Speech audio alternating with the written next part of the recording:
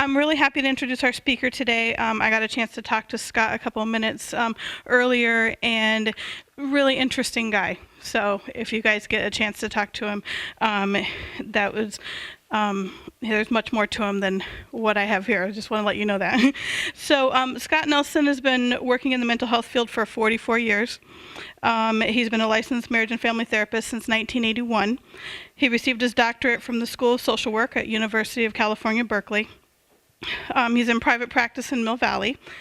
He incorporates a broad range of tools, including psychodynamic psychotherapy, CBT, DBT, Gestalt, EMDR, attachment theory and interventions, interpersonal neurobiology, and positive psychology, all of which contribute to the overarching approach of reciprocal exchange dynamics, which he's going to talk about today. He tailors these various methods according to the social work adage, begin where the client is at. So I'm very excited to have him here today. Thank you.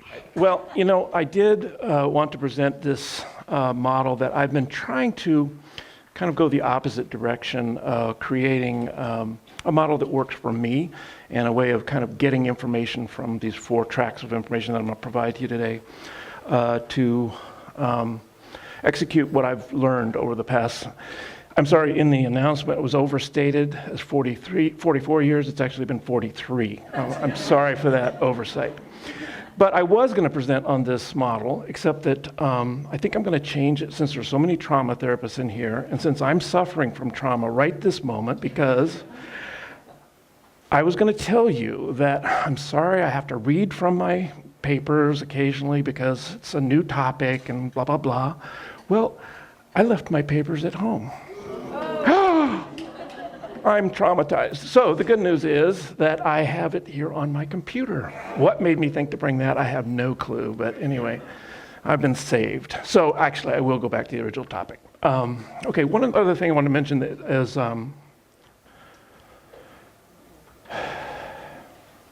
that I have just become, with Suzanne Richardson, become the chair for the Friday night meeting in Marin County.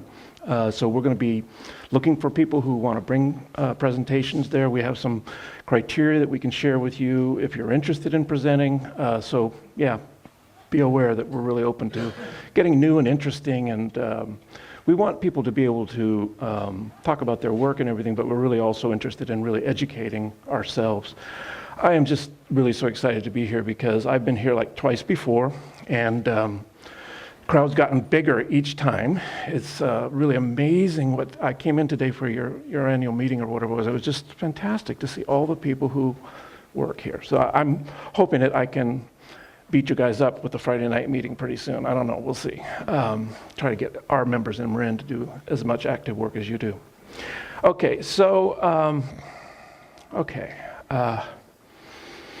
I have been, so now I got to file through this. It's not just a matter of turning pages. Okay, so I wanted to tell you a little bit, first of all, about myself and my background, because again, what I'm trying to do here is to integrate some models, some points of view that seem to fit in with what I find to be helpful and productive in my practice.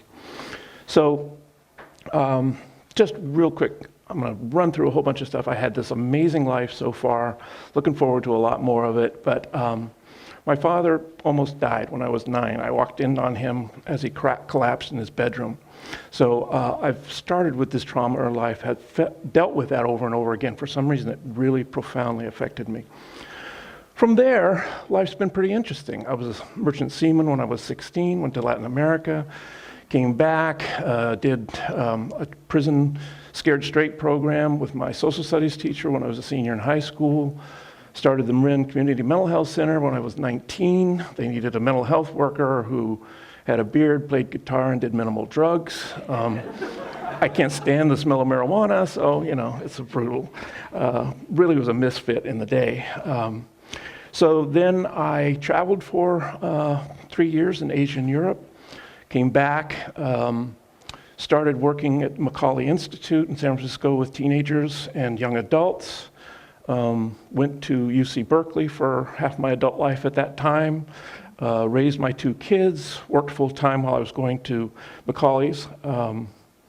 I wrote a book called Lost Lovers, Found Friends in the early 90s. It's a Simon & Schuster book about people who break up and stay friends. I was obviously breaking up from a marriage, trying to figure out how to make that work.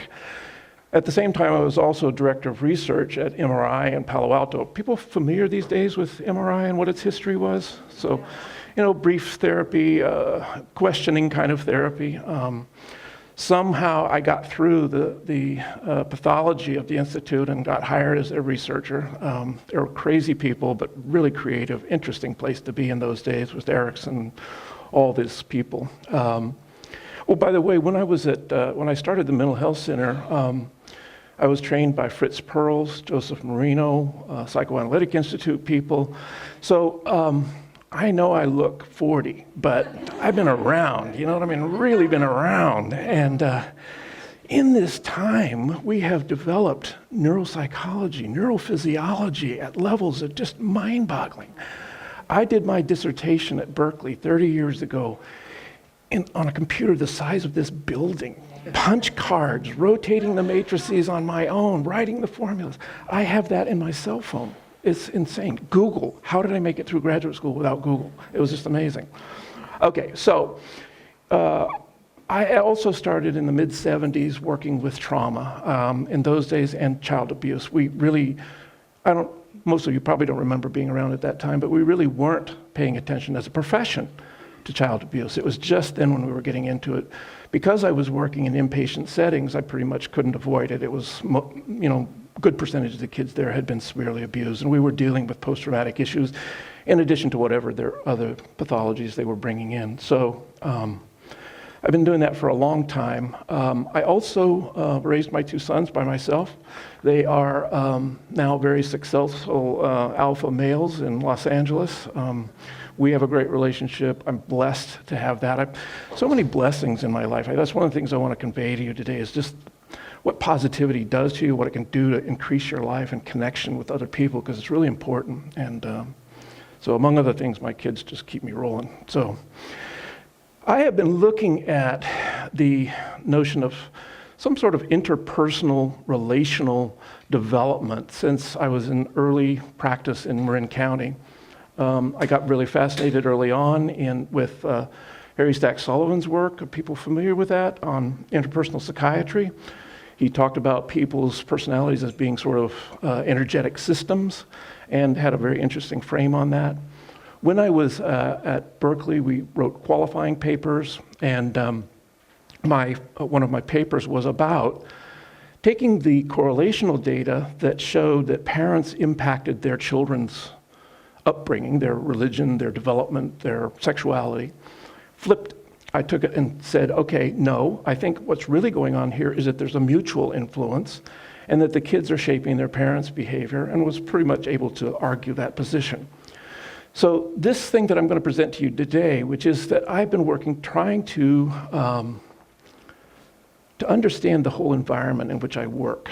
So let's see. Oh, let me just tell you that I also work in, God, this is going to be really nasty, especially since I'm shaking like a leaf. Okay.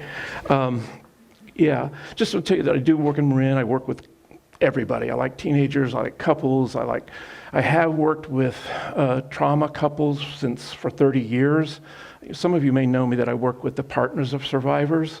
I started a group in '85 as a support group for the survivors of abuse. So that's one of the things I do, but I work with just about everybody. Right now, since I'm getting older, I'm evolving into doing work with 50 plus people who want to get their mental health, their physical health, their spiritual life together, and really live very energized, engaged lives. Okay, so what I'm going to do today is to try to I had this long paragraph. I was going to, you know what? I just realized, should we pass out these informational things that I gave you? Could you turn that off for just a second? Yeah, I'm sorry. I don't think I have enough of them, but I didn't want to bring too much paperwork because this is sort of evolutionary. Here you go. Can we sort of pass those around? Thank you.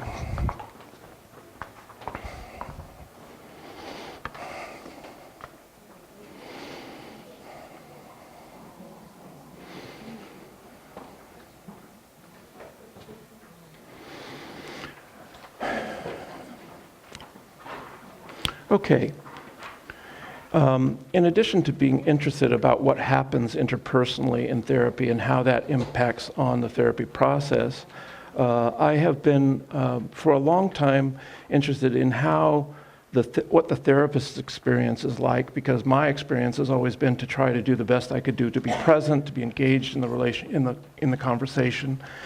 And when I was working at Macaulay's, I discovered that most of the other mental health workers who were on the floor working face-to-face with these very difficult kids would burn out in a couple of years. I mean, they just simply could not take the pressure of that drain of energy. And because I was going to graduate school at the same time, raising my kids, skiing, doing whatever I did, I realized that by having this diverse life, by getting these interesting experiences, by having things to be grateful for, I was able to sustain 11 years working with these people, from 3 to midnight. It was just absolutely joyful. But I managed to maintain that image. So that's one of the things I'm going to be looking at today, is how we do that. So, all right, hold on here.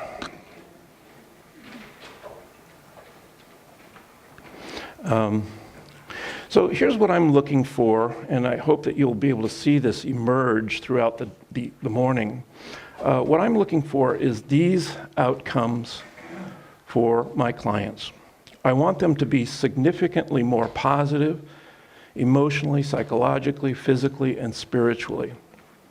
I want them to have this experience not only moment to moment, but I want them to be able to emerge into having the resources, emotional, spiritual, psychological, to have that positive experience in their lives and have positivity as a way of dealing with it and supporting that.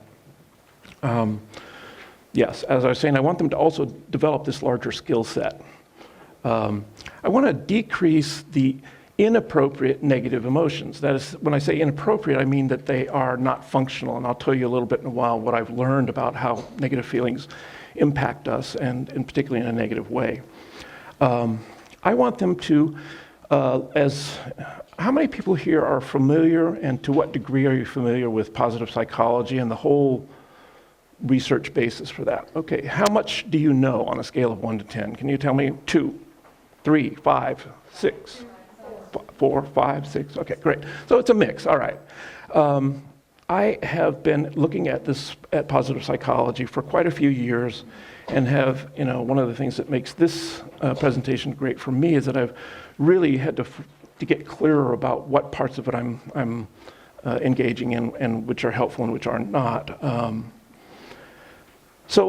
one of the things also that I wanted to do with respect to positivity is to give people a positive experience with me. One of the things that I hear from my clients, a couple of things, is that I'm very energetic, that I'm very present with them, that they feel engaged in the conversation, that I'm self-disclosing enough with them that they feel safe in disclosing with me. They feel normal. They feel not insane. I had a woman about 6 months ago come in, and she hadn't been in therapy. She's 63 years old, and her main reason for not being in therapy was because she was afraid she would be crazy.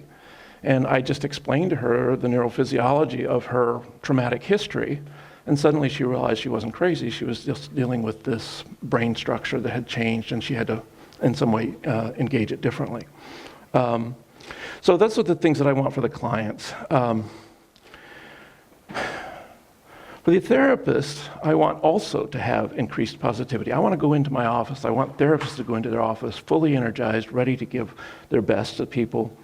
I want to decrease the likelihood of burnout. I want them to manage their energy so that they have a chance to go out and engage in their lives positively and build on that to bring back into the system. And also, I want them to have a sense of competence, that they're actually making this connection with people. So I have looked at burnout, like I said, in the psych settings. As I was mentioning earlier, we have, in this past 30 years, that since I've been in graduate school, more than almost 43 years since I've been in the field, the entire field of neurobiology and neurophysiology has developed. We've got a very different frame on positivity, even from when positivity started. When Seligman started that in the late 90s, we didn't have what we know now.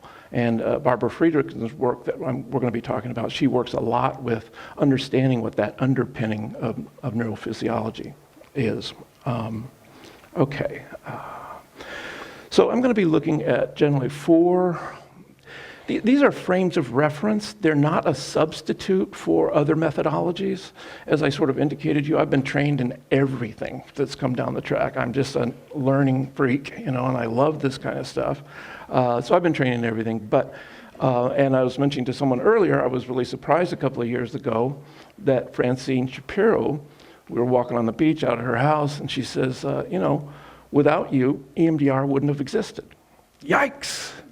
That's awesome. Turns out I was research director there when she was looking for a home to do the work. So I invited her in to do her work at MRI, and we did the original research there. So I've been through a lot of transitions. So none of that is particularly bad. I've worked in trauma, and I think working with negative emotions that are appropriate, that have to be dealt with, is important. But I think it's kind of an economy. If you have this much time, this much energy, this much consciousness, how much do you want to fill with negativity, and how much do you want to fill with positivity? We have to make a choice when we come in the door each day. How do we want to do this work, and how does it work for us?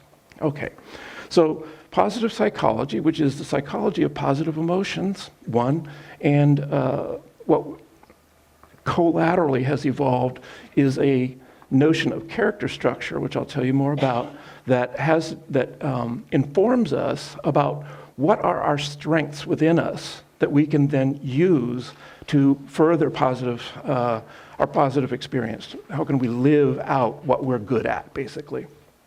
A subset of that positive psychology is Barbara Friedrichsen's notion of broaden and build. Are people familiar with that theory? A couple people. Okay. New news. All right, I'm offering something new. That's good. I never know when I come here. You people are so educated. You've been here so long. I've seen some of you here the last couple of times I've been here. I mean, you don't give up. It's great.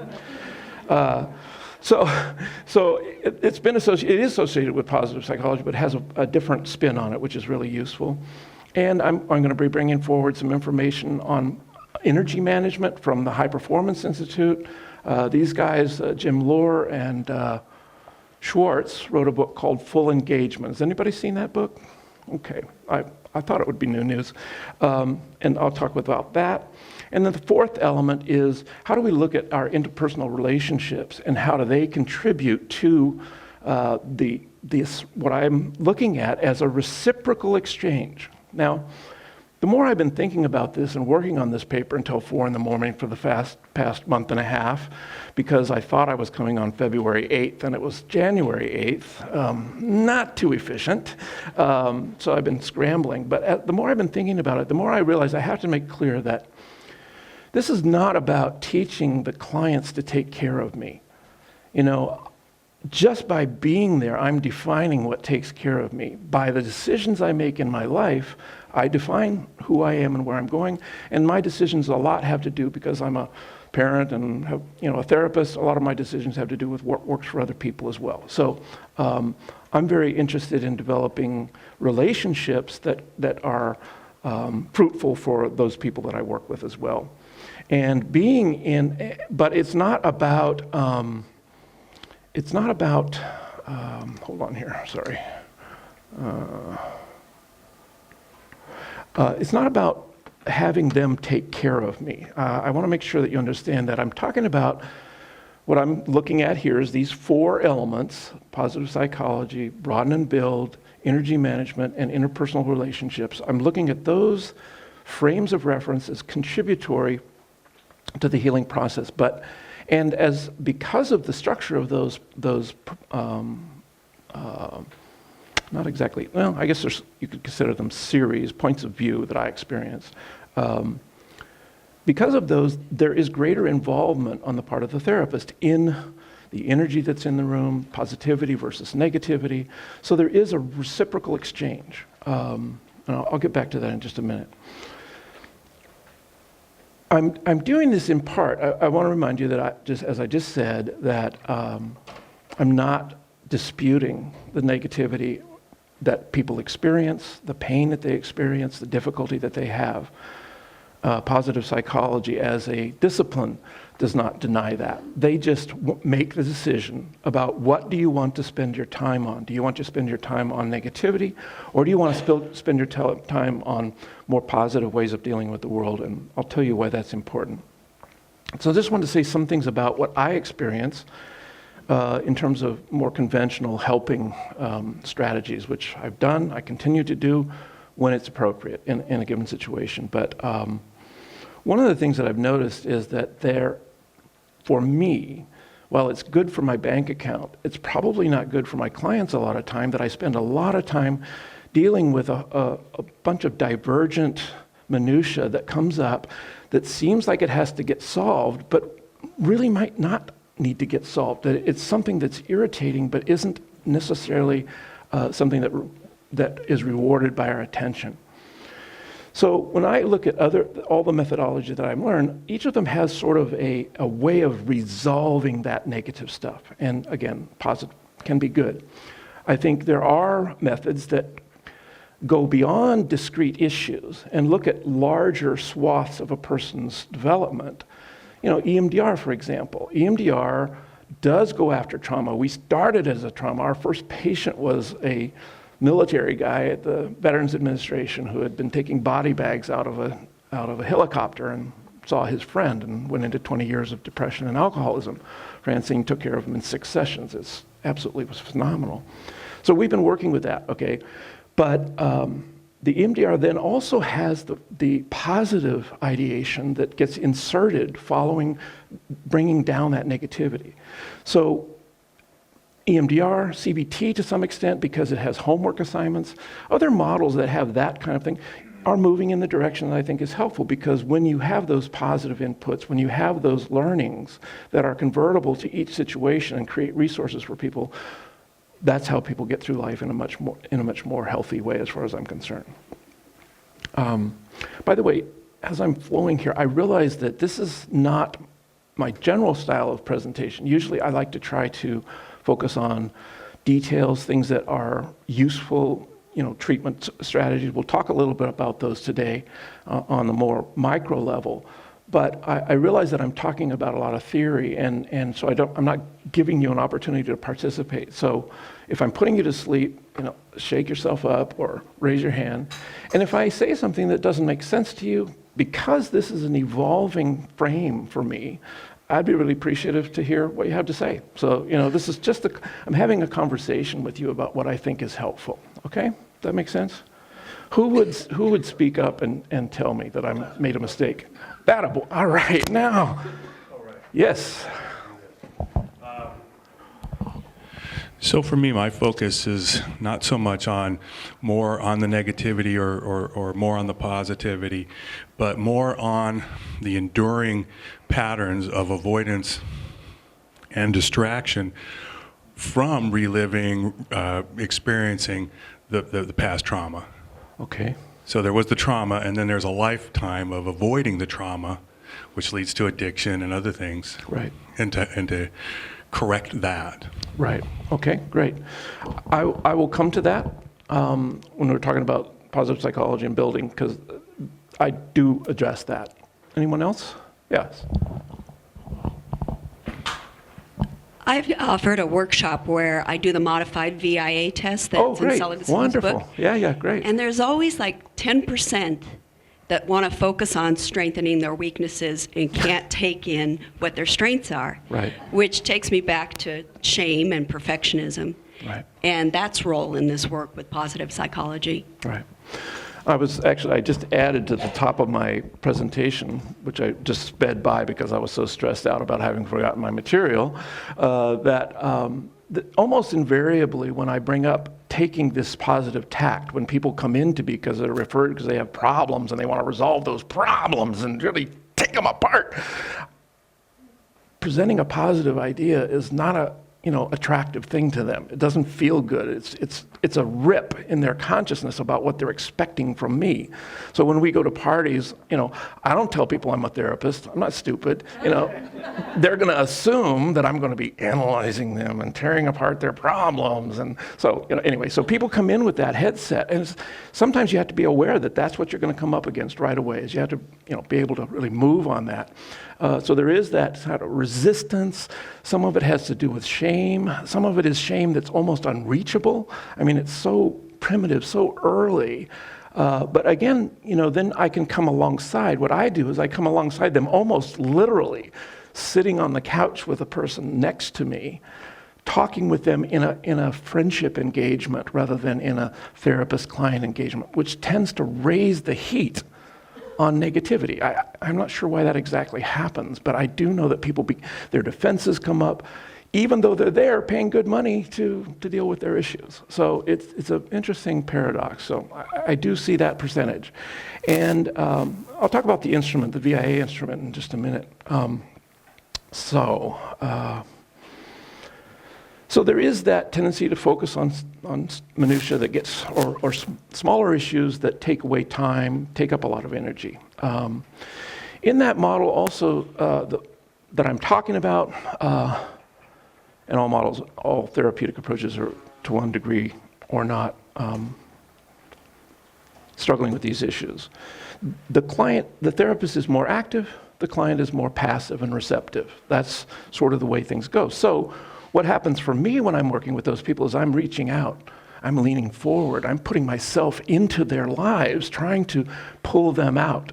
And again, I think that has a conflicting, paradoxical kind of approach, that while they do appreciate my attention and my caring, it does feel like I'm closing in on them, especially if I'm focusing on negative material. In traditional therapy, when I'm doing trauma therapy, for example, doing EMDR, doing CBT with OCD people, whatever, there is this sort of discomfort that I think people have originally when they work with me about my sense of humor. I think humor is very powerful. I think it's very useful. So I begin to introduce that very early by actually, when I work with teenagers a lot, I spend a lot of time with them having them tell me the most ridiculous jokes they've just been learning, or telling me about some new science thing that's got them going, so that they begin to have some sort of energy, some positive, funny, humorous energy, so that they can see my humor as being contributory. Freud saying that humor's violent, I don't think so. I think that there's a lot of ways that humor is very helpful. The other thing, the last thing that those therapies and my therapy doesn't really have yet, and I think somehow, I don't know how we're going to integrate this into the world of therapy, but what we're learning about neurophysiology and relationship and consciousness is that touch is so powerful. The amount of oxytocin that gets pumping, the amount of vasopressin that gets pumping, the amount of dopamine that happens in that early parent-child relationship and is happening in all of our lives just doesn't come into play. So I don't know how we're going to resolve this. I know that we have all kinds of cultural prohibitions, all of which are probably a good idea. I think we all have our boundary wiggliness, and might not be completely reliable in some circumstances because we're all on our own paths. But I do sense that those clients that I feel comfortable giving the hug that they ask for benefit enormously from it. They just walk out feeling very differently. So again, I've been in this business long enough to know that it's not an easy shot. Okay, so those are some of the things that I'm going to be dealing with here. Oh, come on, get up here, you silly thing. Okay. So again, what I'm trying to look at is something that's utterly transactional, that's empirically based. Each of these methodologies that I'm talking about are tightly empirically based, that, and not only empirically in terms of research experience elsewhere, but my own empirical experience. When I was at Berkeley, I learned that to do a study on whether people like eating dirt is not a valuable thing to do.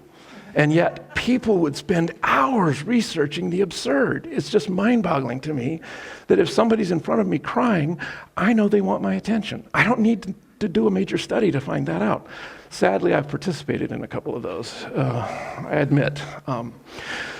So again, it's economy of effort also that I want to do. I want to make sure that we're putting enough positivity in to balance out the negativity, and we'll talk about that in a minute. So the goals are to, yes, resolve those presenting problems, to establish trust, hope, engagement. Hope is one of the things I'll keep coming back to, and I will be redundant this morning probably because this is a new organization for me, new content organization, and also there's things worth repeating.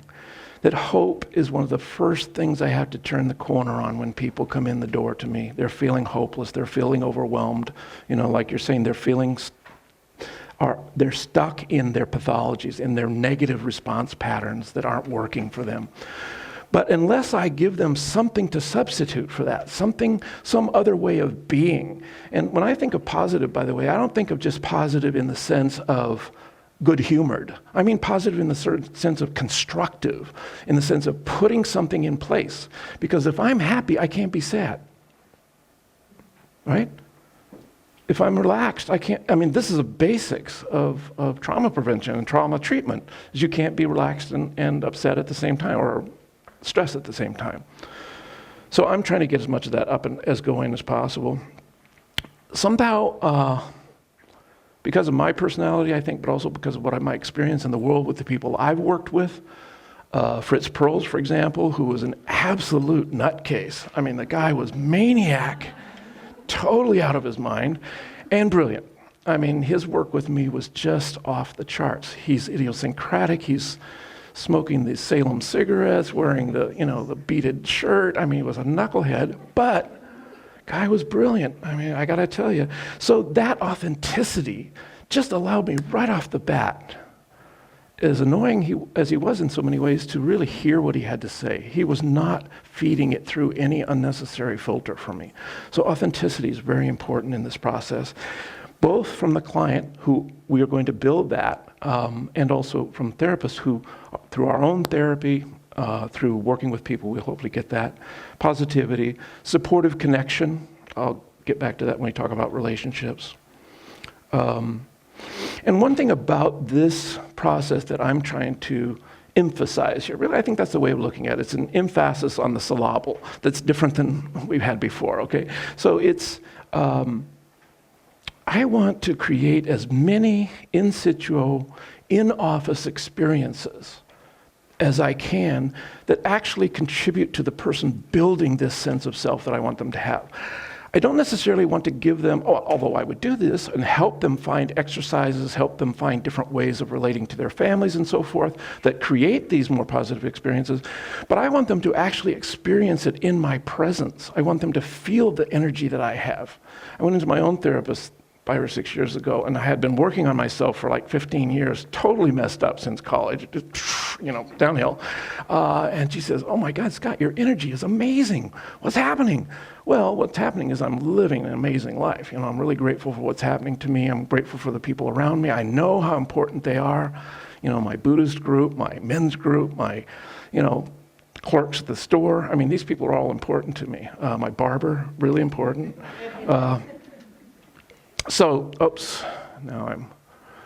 The calculator just came up. I'm not supposed to calculate how well I'm doing. I don't know what that message was. Lord is speaking to me there. My father was a Methodist minister, by the way, and I'm a Buddhist, so a little confusion. He was a good guy. I think I got a lot of this from him. I was so blessed to have this guy, like I said, who I almost lost very early on. He did die at a young age. He was 65 when he died abruptly.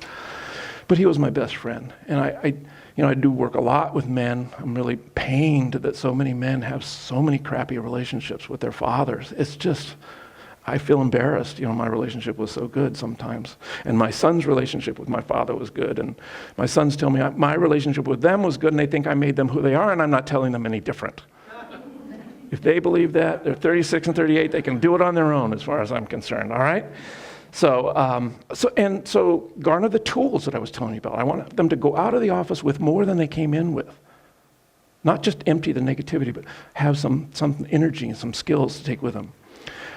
So I also want to get this, like I said, this energy level. Something about energy, which is the capability of doing work. Psychological, emotional, spiritual work has to be generated. If it's not, everybody gets tired, everybody avoids, resistances come up, and you fall down the rabbit hole. Okay, so some of you are familiar with positive psychology. I'm just going to read this to you because it's more concise than what I can say. Positive psychology is the branch of psychology that uses scientific, I got to give these guys a lot of credit, scientific understanding and effective intervention to aid in the achievement of a satisfactory life. Nowadays it's more called a flourishing life or a good life, something like that, rather than treating mental illness. The focus in positive psychology is on personal growth rather than on pathology and is common among other frameworks in the field of psychology. So that's the primary difference. It's a focus. It's where are you going to put your energy? So this thing skips over 2 columns when I do it wrong. So following on that, I have been following Barbara Friedrich's work. She's at Chapel Hill, I think, right now. And her work is looking at positivity and looking how positivity creates a broadened view of the world, which then allows you to garner and gather resources that you use going forward. So I'll just, again, describe. She describes those theories of one of the important ways in which positivity impacts human experience. She said, positivity opens us. The first truth about positive emotions, it's zipping, she says, zipping open our hearts and minds, making us more receptive and more creative. She continues, unlike negative emotions, which narrow people's ideas about possible action, positive emotions do the opposite. They broaden people's ideas about possible actions. Joy, for example, sparks the urge to play and be creative. Interest, according to her research, sparks the urge to explore and to learn. So I'll give you, some of you have the list of the positive emotions there, the 10 that she has looked at. Each one of them has this capacity for opening, so we'll talk more about that. The next area of interest is energy management. Like I was talking to people in Orlando, have been doing this for quite a long time. And the short of what they say is, without the right quantity, quality, and focus and force of energy, we are compromised in any activity we undertake. Every one of our thoughts, emotions, and behaviors has an energy consequence for better or worse. Everything we do. So we need to manage that. To be fully engaged, their book is called Full Engagement. To be fully engaged, we must physically be energized, emotionally connected, mentally focused, spiritually aligned with who we are. Okay? So we'll get back into that. By the way, each one of these topics, positive psychology, relational building, broaden and build and energy, they're all 5-month-long training programs. So we're not going to get into that, but I'm going to try to indicate to you some directions, and that's what all this is about. And then the relationship model is, as I was saying earlier, it's basically built on the notion that from the very beginning, as my friend Lou Cozolino talks about, everything from an atom to an elephant is who they are because of relationship, because of something that happened interrelationally with them. We are our experience, and our human experience is what makes us human, creates our problems, creates our joys, creates our personalities. That's how we get to be who we are. Yes, there are genetic underpinnings to this kind of stuff. We know there are physiological underpinnings that are based on those genetics, but we also know that those are shapeable, that the mind is really plastic. Another joy I had was working with the Bacchi-Rita brothers. I don't know if do you know George Bacchi-Rita? George is probably the founder the notion of plasticity. There were people who looked at it before him, but in the 60s and 70s, he and Paul and his brother George, who I worked with at Marin General, had a father that fell ill. He had a terrible stroke. And George was accused by many people of just being way too harsh on his father, expecting way too much out of him. Because when the father said, "Bring me that," he would say, "Get it yourself." He did this insistently. And within about 6 months, apparently, nobody could believe the level of recovery that this guy has. And Paul has gone on to be someone who was able to create sight for unsighted people through manipulating brain structures, because vision is actually a mental process. It's not an organic physical process per se. Nothing gets processed without your brain being involved. And if you can create that sensitivity, what he did with one of his machinery, I forgot what the name of it was. He was able to help, I think he had 4 or 5 people he helped actually develop marginal sight who were blind from birth. So it was pretty amazing stuff. And he did other kinds of plasticity things, but he really set us on the path of realizing that nothing is not changeable. Now, again, I was saying to you earlier that I'm not going to be talking a lot about the discrete methodologies that go into how we actualize this. We'll talk a little bit about how you can raise positive emotion, things like that. But I'm just going to list them here so that they're kind of just fun to get them out in the back of your mind. I'm going to be thinking more about doing some workshops around this, again, to gain more information for myself. Who was it? The guy, Kurosaki, what is his name? He's the guy who's the big real estate mogul, Rich Dad, Poor Dad. People know about that? Okay, so this guy, another knucklehead, who is annoying to me, but he did say that one of the best things in life as an adult is to learn how to cheat. That as kids we're told, don't cheat on your friends, don't take something from them. But what he was telling us was that steal as much as you can. Get as much information as you can from other people. That's how you're going to be successful. And it's true. That's probably what he did too. So I'm going to steal from you. It's going to be reciprocal involvement. You just can't cheat me. So to enhance positive emotions, here's some of the kinds of things. I'll just wrap them off. Kind of things that I do is I do something called priming the good. That is to say, and I'll talk more about that when we talk about the strengths. Just walk in, and we come in with a positive mindset. And I'll tell you how we do that maybe a little bit later on. Keep up the energy by doing everything. Physical energy is really important. As I was telling you, I'm going to be working with the 50-plus people. Exercise for me, although I've lost my CrossFit training center recently, I'm looking for another one. If anybody knows, I want it to be great. Fabulous. What it does to stay healthy, stay physical. I'm, again, blessed with good health, but I also take care of myself. I don't mess around. I don't eat processed food. I exercise regularly. And I lost 50 pounds a couple of years ago. So it's, what can I say? It's all looking good. Okay, so positivity prescriptions, the gratitude exercises, asking people to do good things for other people. They come in and what do? You say to them, go out and help people. That's going to make you feel better. That'll help you get over your trauma. It's amazing what happens when people actually take control and do things positively for themselves. Self-disclosure, what I call authentic inquiry, getting people to there is the AI methodology that was developed in the 80s.